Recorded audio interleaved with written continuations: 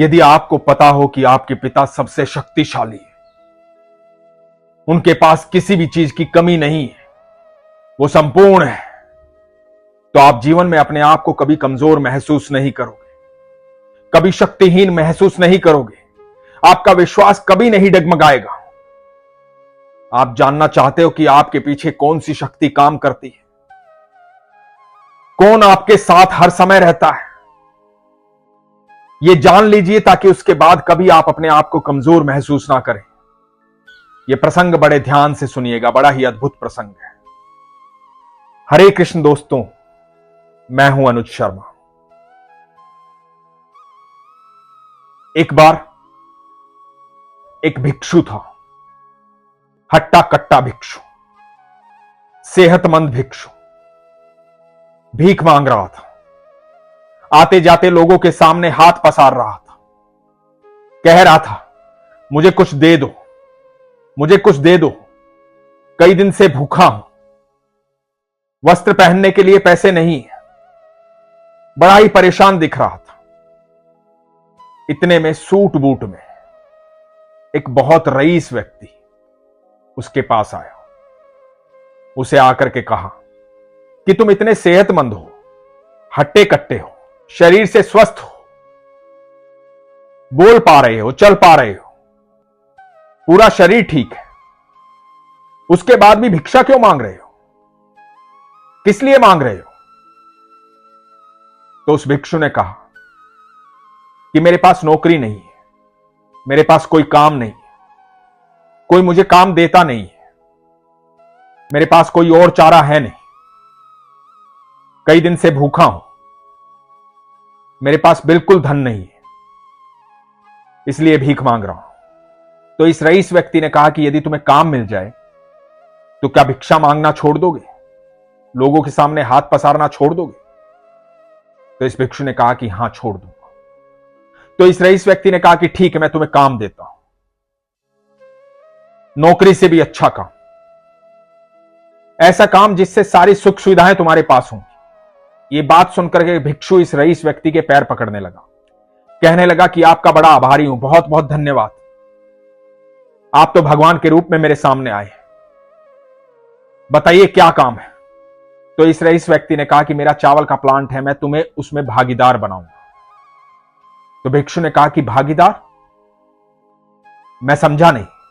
तो रईस व्यक्ति ने कहा कि भागीदार बनाऊंगा, तुम हिस्सेदार होगे उसमें, तुम्हारी नौकरी नहीं होगी, तुम खुद मालिक होंगे। तो भिक्षु बड़ा प्रसन्न हो गया, अति प्रसन्न हो गया। भिक्षु ने कहा कि मुझे क्या करना होगा और मेरा हिस्सा कितना होगा? 10%, 20%, 25%? तो रईस व्यक्ति ने कहा कि नहीं, तुम्हारा हिस्सा होगा 90%।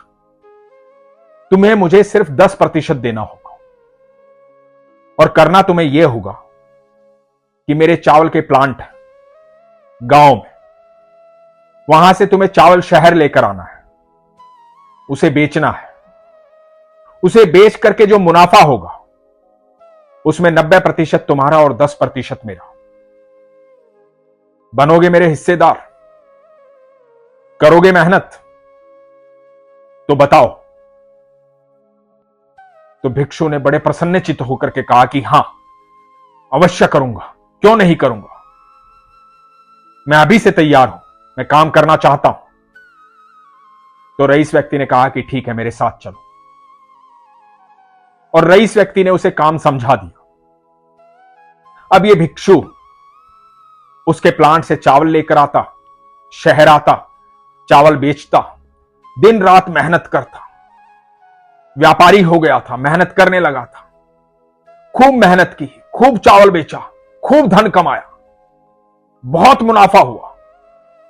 जब मुनाफा हुआ और समय आया उसे 10% देने का उस रईस व्यक्ति को, तो इसके मन में एक भाव आया। मन में यह भाव आया कि उसने किया ही क्या है, मुनाफे में से 10% उसको क्यों दूं?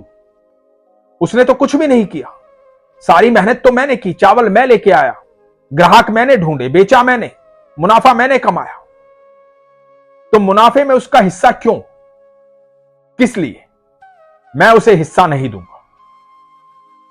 अब रईस व्यक्ति इस भिक्षु के पास आया और कहा कि मेरा 10% का हिस्सा दीजिए।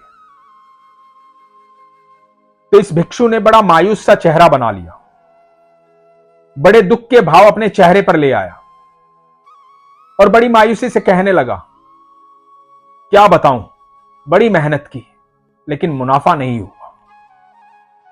बहुत हिम्मत से काम किया, मेहनत से काम किया, ईमानदारी से काम किया, दिन रात जाग कर काम किया, लेकिन मुनाफा नहीं हुआ। तो मैं कैसे आपको हिस्सा दूं? तो इस रईस व्यक्ति ने कहा, मैं जानता हूं कि मुनाफा हुआ है, मैं ये भी जानता हूं कि कितना मुनाफा हुआ है, तो तुम 10% देने में आनाकानी क्यों कर रहे हो? किस लिए?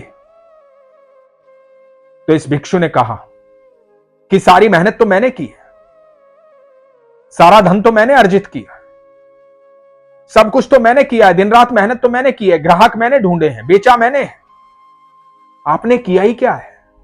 तो आपको किस बात का ये 10% मुनाफा दूं मैं? आपने किया ही क्या है? दोस्तों, यदि आप किसी की इस तरह से मदद करें, किसी का पूरा साथ दें और उसके बाद आप सिर्फ 10% मुनाफा मांगे और वो सामने वाला ना दे, तो आपको कैसा महसूस होगा? एक बार सोच के देखिएगा कि आपको कैसा लगेगा। इस प्रसंग में ये रईस व्यक्ति ईश्वर है और भिक्षु हम सब लोग हैं, जिसने जीवन दिया, जीवन के सारे सुख दिए, इतनी खूबसूरत धरती दी, हमारे लिए सूरज बनाया, हवा बनाई, चंद्रमा बनाया, पानी बनाया, जल बनाया, पेड़ पौधे बनाए, पशु पक्षी बनाए, जन्म से पहले हमारे दूध का इंतजाम किया, जन्म लेते ही माता पिता दिए, दोस्त दिए, रिश्तेदार दिए, भाई बहन दिए, परिवार दिया, इतनी बड़ी दुनिया दी, स्वस्थ शरीर दिया, भाषा बोलने के लिए जुबान दी, सद्बुद्धि दी, इतने खूबसूरत नेत्र दिए। कभी एक बार आईने के सामने खड़े होकर के अपने आप को गौर से देखिएगा और देखिएगा उस ईश्वर की रचना को, देखिएगा कि दुनिया में सबसे बेहतर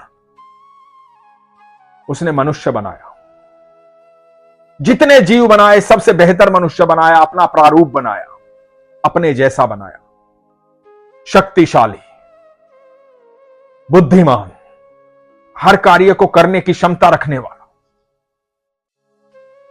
ये सब कुछ हमें दिया है उसने। लेकिन हमारे पास क्या वो 10% नहीं है? क्या हमारे पास पूरे 24 घंटे में 10 मिनट भी नहीं है उसे याद करने के लिए, उसका धन्यवाद करने के लिए, उससे प्रेम करने के लिए?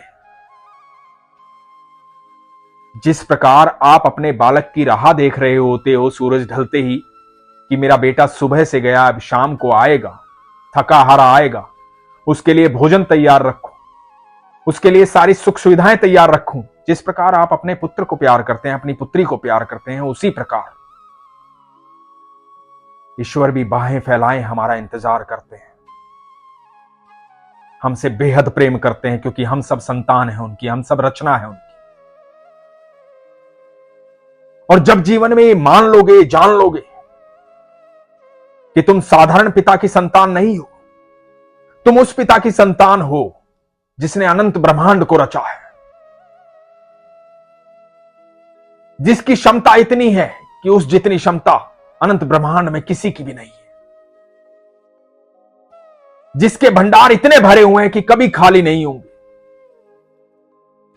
जिससे जो मांगना चाहो वो मांग सकते हो, जिसके सामने जो बात रखना चाहो वो रख सकते हो, निर्भीक होकर के, पूरे विश्वास के साथ, जो आपको कभी जज नहीं करेगा, आपको कभी दुखी नहीं करेगा, कभी परेशान नहीं करेगा, बल्कि आपकी बात सुनेगा और आपको निवारण देगा,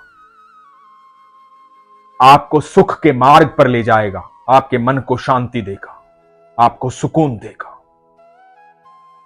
जब ये जान लोगे कि ऐसे शक्तिशाली पिता की संतान हो, तो जीवन में किसी प्रकार का भय नहीं रहेगा, किसी प्रकार की परेशानी नहीं रहेगी, कोई डर नहीं रहेगा।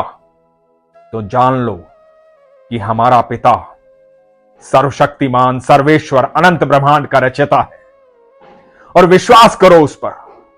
फिर देखो जीवन सरल हो जाएगा, पल प्रतिपल चमत्कार होंगे, लेकिन इसके लिए विश्वास की आवश्यकता है। इसीलिए हमेशा कहता हूं, अपने विश्वास को मजबूत रखिए, अपना ख्याल रखिए। हरे कृष्ण।